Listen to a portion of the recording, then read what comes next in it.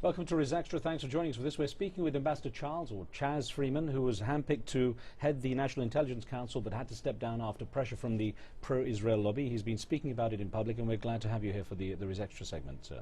Glad to be here.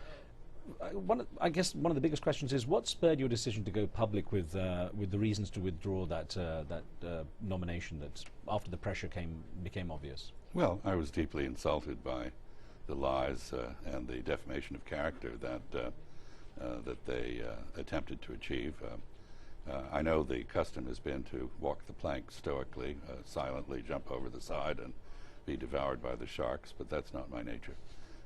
What do you think is? Do you think there's a reluctance in general to discuss the pro-Israel lobbies and Israel in general in the U.S.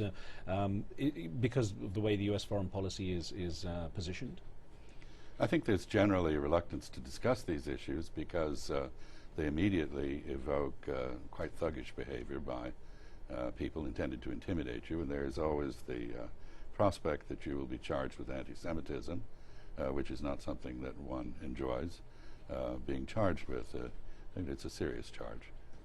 What do you think of the effort there is in some quarters to develop an alternative pro-Israel lobby that might be a bit more conciliatory, a little more balanced, according to some? Well, I think you're referring to J Street, and I'm very, very encouraged by that. I believe they have 100,000 members.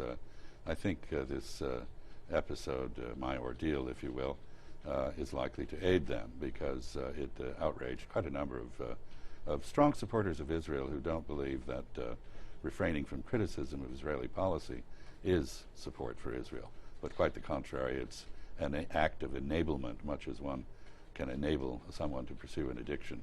Of course, in the region, which you know very well, we've got Benjamin Netanyahu set to become Prime Minister of Israel, and Avigdor Lieberman as his Foreign Minister.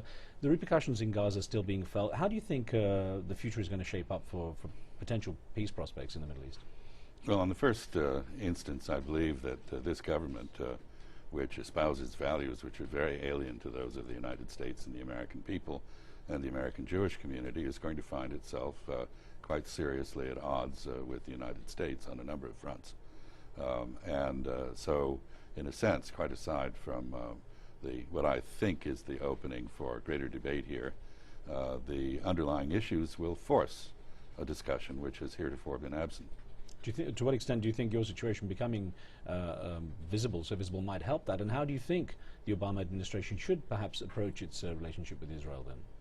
Well, in my view, the only way that Israel can hope to make progress toward peace is with a very strong bit of tough love from the United States. That was what brought about the Camp David Accords in 1979, which to this day remain the only effective outreach by Israel.